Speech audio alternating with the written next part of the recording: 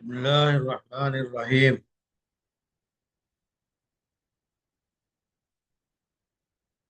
وأنتم عاكفون في المساجد.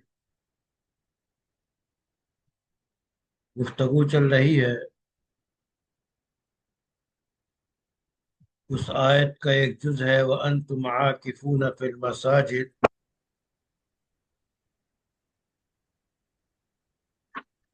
کہ اعتکاف کی حالت میں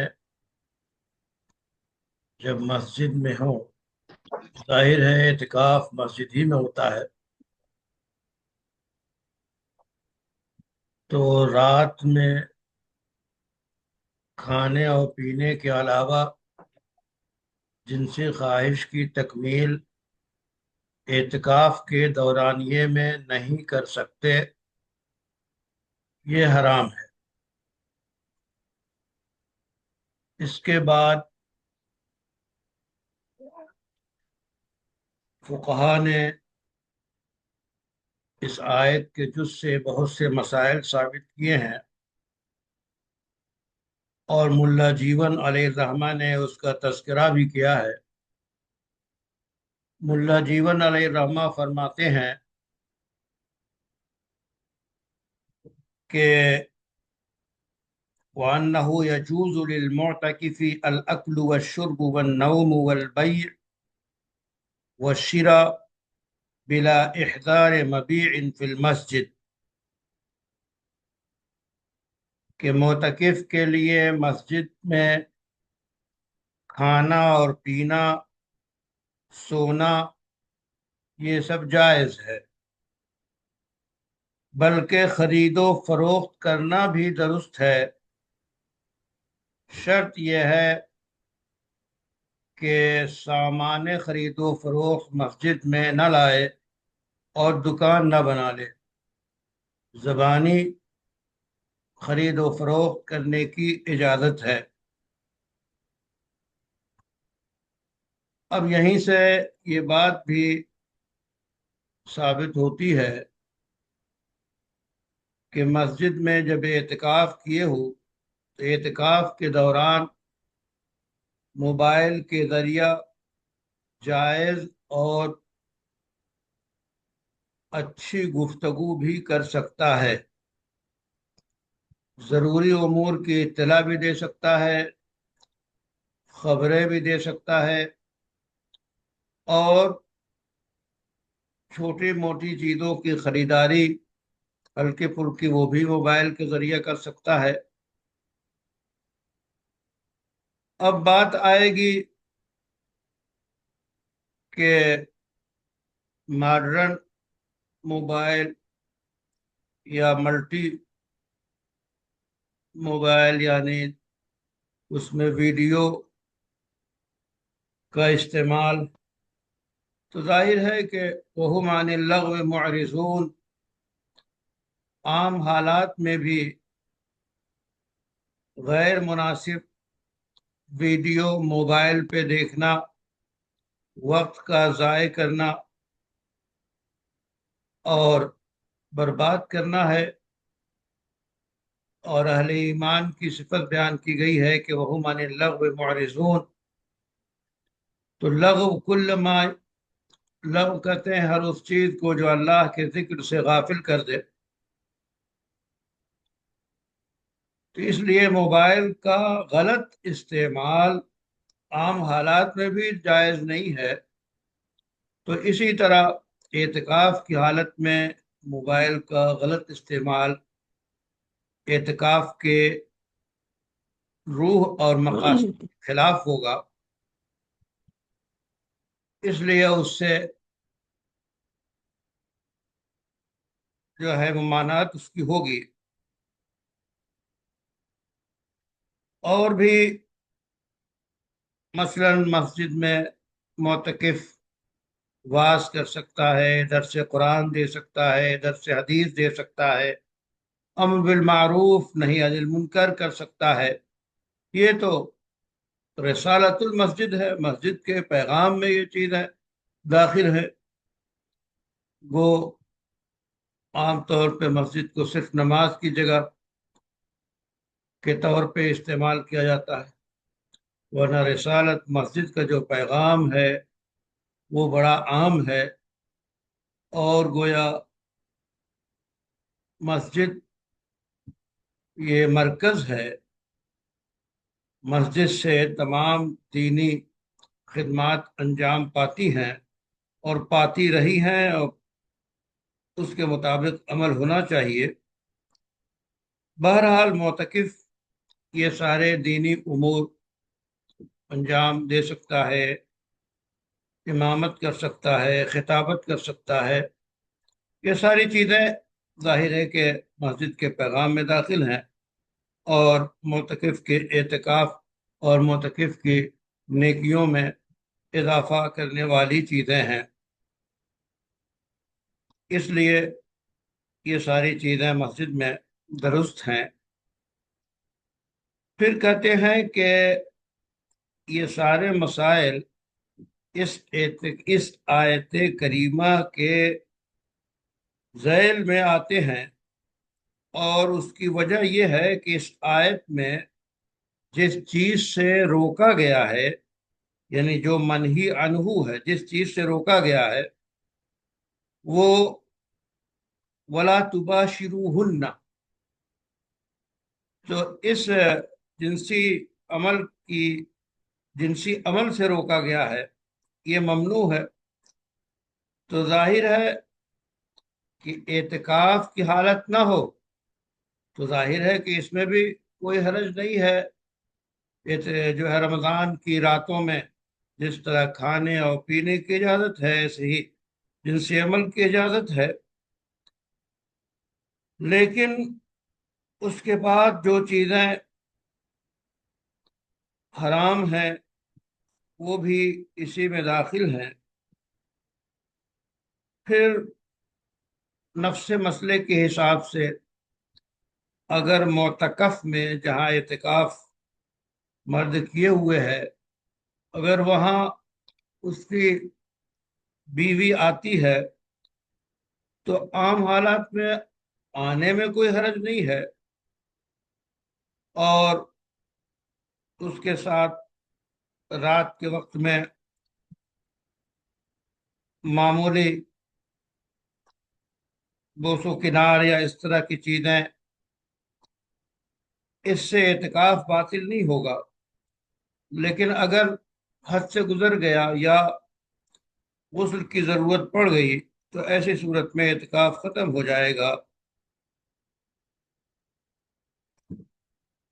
ये है, बात यह है, जाहिर है कि फ़ुक़हाए किराम तमाम मसाइल को बयान करते हैं जो ज़िंदगी में पेश आते हैं। फिर मस्जिद में मर्दों का एतकाफ होगा, औरतें एतकाफ कहाँ करें? तो कह रहे हैं कि औरतें अपने घर में एतकाफ करें। घर में जो जगह बना रखी है नमाज की, आमतौर पे जहाँ औरतें घर का एक गोशा मुख्तस कर देती हैं और वहाँ नमाज पढ़ती हैं, तो उसी जगह पे एतकाफ करें। इसी तरह आपके खाना और पीना और जिनसी अमल सुबह सादिक तक जायज़ है आम रोज़ेदारों के लिए, लेकिन एतकाफ में मोतकिफ के लिए इन दो चीज़ों पे पाबंदी नहीं लगी, तीसरी चीज़ पे पाबंदी लग गई। और यानी वला तुबाशिरुहुन्ना व अंतुम आकिफून फिल मसाजिद। मुल्ला जीवन अलैहि रहमा कहते हैं कि ये जो मसाइल हमने बयान किए हैं रोज़े के सिलसिले में, ये तो आपके सामने आ गए, लेकिन और भी बहुत सारे मसाइल हैं जो कि फ़िक़्ह की किताबों में वाज़ेह हैं। और फिर अल्लाह ताला ने फरमाया तिल्क हुदूदुल्लाह, کہ یہ اللہ نے حد بندیاں کر دی ہیں، اس سے آگے نہیں بڑھنا چاہیے بلکہ اس کے قریب نہیں جانا چاہیے۔ تو تفسیر میں کتابوں، جو تفسیر کی کتابیں ہیں، اس میں یہ درج ہے۔ روزے کے جہاں تک مسائل ہیں، اور بھی بہت سارے مسائل ہیں جو روزے سے متعلق ہیں، اور اصل میں اس کی جو جگہ ہے وہ فقہ کی کتابیں ہیں، فتاوی کی کتابیں ہیں۔ اس کے باوجود بعض مسائل ایسے ہیں جو پیش آتے ہیں تو ان کا تذکرہ بھی فقہائے کرام کرتے ہیں، اور اس کی تفصیلات بیان کی گئی ہیں۔ مثلا ایک مسئلہ یہ ہے کہ روزے کی حالت میں اگر غسل کی ضرورت پڑ جائے تو اس سے روزہ ٹوٹتا نہیں، اور جتنی جلد ہو سکے غسل کر لینا چاہیے۔ البتہ روزے کی وجہ سے ناک میں پانی ڈالنے میں مبالغہ نہ کرے، اسی طرح کلی کرنے میں ایسا غرارہ نہ کرے جس سے پانی حلق کے نیچے اترنے کا خدشہ ہو۔ اس لیے یہ احتیاط ضروری ہے۔ اور روزے کا جو لوگ روزہ نہیں رکھ سکتے ہیں وہ روزے کا فدیہ دیتے ہیں۔ فدیہ کس وقت دے؟ تو ظاہر ہے کہ جیسے ہی روزوں کا فدیہ رمضان کا مہینہ شروع ہوتے ہی ادا کیا جا سکتا ہے، اور یہ بھی کر سکتے ہیں کہ رمضان شروع ہوتے ہی پورے مہینے کا ایک ساتھ دینا بھی جائز ہے۔ البتہ فدیہ ادا کرنے کے سلسلے میں یہ بات ملحوظ خاطر رہنی چاہیے کہ روزوں کا فدیہ اسی وقت جائز ہے جب کسی کے ذمے قضا روزے باقی ہوں اور اس کا انتقال ہو جائے، یا وہ اس قدر بیمار ہو جائے کہ صحت یاب ہونے کی امید نہ ہو، یا اس قدر عمر رسیدہ ہو کہ پھر وہ روزہ رکھنے کی توانائی اور صلاحیت اور کرنے کا، لوٹنے کا کوئی جو ہے کہ امید نہ ہو، تو وہ قضا روزوں کا فدیہ اس کی طرف سے ادا کیا جائے گا۔ یہ اس وقت ہے جب کہ کسی کا انتقال ہو جائے اور اس نے وصیت کیا ہے تو اس کے مال میں سے فدیہ ادا کیا جائے گا۔ وصیت اس نے نہیں کیا ہے تو جو قریبی وارثین ہیں، رشتہ دار ہیں، وہ اپنی طرف سے اس کے لیے کفایت کریں اور ادا کریں۔ اب اگر مسئلہ یہ ہے کہ ایک شخص ابھی زندہ ہے اور زندگی میں سخت بیمار ہے اور وہ روزہ نہیں رکھ سکتا ہے، یا یہ کہ ایک دو روزہ رکھتا ہے پھر روزہ نہ رکھنے کی جو ہے اس میں آ جاتا ہے حالت میں، تو کہتے ہیں ایسے شخص کے لیے ضروری ہے کہ اگر وہ فدیہ دے بھی چکا ہے، جب توانائی اور طاقت واپس آ گئی تو اسے روزہ قضا کرنا اس کے لیے ضروری ہے۔ البتہ اگر کوئی شخص روزہ رکھنے پہ بالکل قادر نہیں ہے اور صحت مند ہونے کے امکانات باقی نہیں ہیں تو وہ فدیہ ادا کرے گا، اور ہر صدقہ فطر کے اور ہر گویا فدیہ صدقہ فطر کی ایک مقدار ادا کرنا ضروری ہے۔ اور ظاہر ہے کہ جس طرح جنس دے سکتا ہے، یعنی گندم دے سکتا ہے، کھجور دے سکتا ہے، اسی طرح اس کی قیمت بھی ادا کرنا ہے۔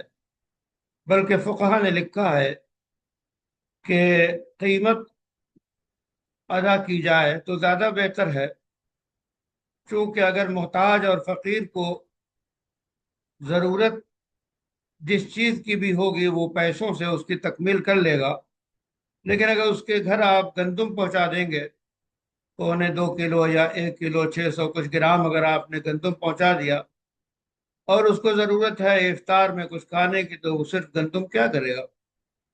اب وہ اس کو لے جائے گا، بیچے گا، بیچنے کے بعد پیسے لے گا، تو اس میں اس کا خسارہ بھی ہوگا، مشکلات بھی ہوں گی۔ اس واسطے اگر پیسے کی شکل میں فدیہ ادا کیا جائے اور صدقات ادا کیے جائیں تو یہ زیادہ بہتر ہے۔ اور جیسا کہ میں نے بتایا تھا کہ آج کے دور میں بہت سارے آزار ہیں کہ جوانی اور اچھی عمر میں بھی بعض خطرناک موذی مرض لاحق ہو جاتے ہیں، تو عام طور پہ پھر صحت مند ہونا جو ہے مشکل ہوتا ہے۔ تو ایسے شخص کی طرف سے بھی وہ فدیہ ادا کیا جائے گا تاکہ وہ بری ذمہ ہو سکے۔ اللہ یہ کہ اگر توانائی اور طاقت واپس آ گئی تو پھر ان کے لیے ضروری ہے کہ وہ اثر نو پھر وہ روزہ رکھیں، یعنی قضا کریں۔ ایسا نہیں ہے کہ اگر وہ فدیہ دے چکے ہیں تو وہ فدیہ دینا ہی کافی رہے گا، بلکہ قضا کرنا ضروری ہوگا۔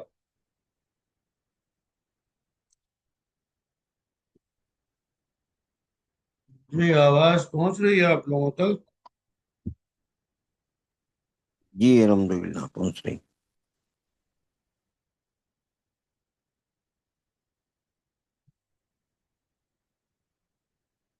انہی مسائل میں سے ایک مسئلہ ہے روزے کی حالت میں ناک میں دوا ڈالنا۔ تو کہتے ہیں کہ روزے کی حالت میں ناک میں دوا ڈالنے کا مسئلہ جو ہے کہ ظاہر ہے کہ ناک میں جو دوا عام طور پہ ڈراپ کے ذریعہ، یعنی قطرے قطرے ٹپکائے جاتے ہیں، تو اگر یہ قطرے نرم ہڈی سے اوپر چلے جائیں تو اس سے روزہ ٹوٹ جاتا ہے، قضا لازم ہوتی ہے۔ البتہ کفارہ جو ہے ایسی صورت میں نہیں ہوتا ہے، لیکن اگر نرم ہڈی سے نیچے ڈراپ یا دوا کے قطرے رہیں تو روزہ نہیں ٹوٹتا ہے۔ اور یہ ان مسائل میں ہے جس کا ذکر فقہا نے کیا ہے۔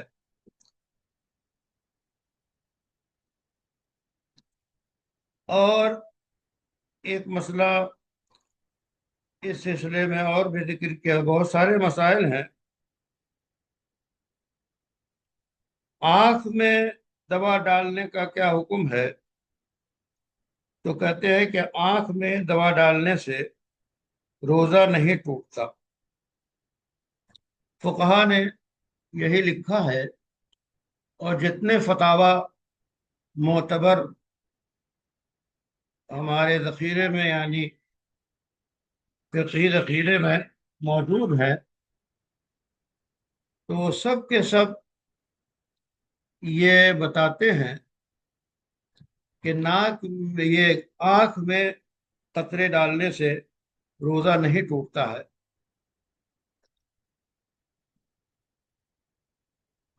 لیکن اس وقت محترم مولانا خالد سیف اللہ رحمانی نے اپنے ان کے جو فتاوی اور جدید مسائل اور ہیں، اس میں انہوں نے یہ تحقیق پیش کی ہے کہ آنکھ میں ڈراپ ڈالنے سے، دوا ڈالنے سے روزہ ٹوٹ جاتا ہے۔ اور وہ کہتے ہیں کہ اب جو ہے جدید اور نئی تحقیق یہ ہے کہ آنکھ سے اندر مسامات ہیں اور دوا اندر چلی جاتی ہے، اس بات سے وہ کہتے ہیں کہ روزہ ٹوٹ جاتا ہے۔ لیکن یہ محترم کی اپنی انفرادی اور ذاتی رائے ہے۔ علماء دیوبند اور تمام ہی علماء کا اس فیصلہ ہے اور یہی فتاویٰ ہے کہ آنکھ میں ڈالنے سے روزہ نہیں ٹوٹتا۔ تو یہ وہ چند مسائل ہیں جن کا اس وقت تذکرہ کیا گیا۔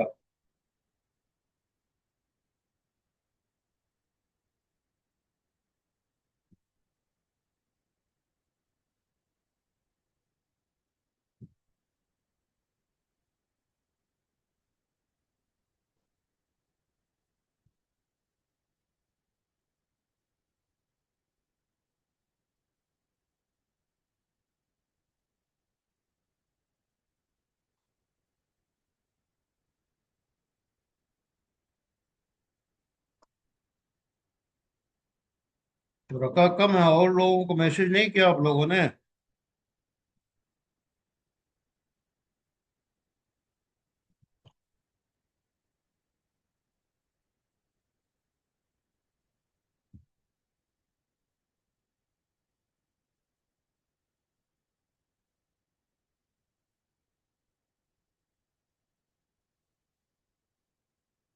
السلام علیکم، خیریت ہے؟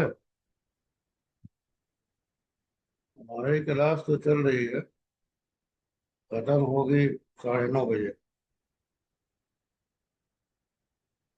جی۔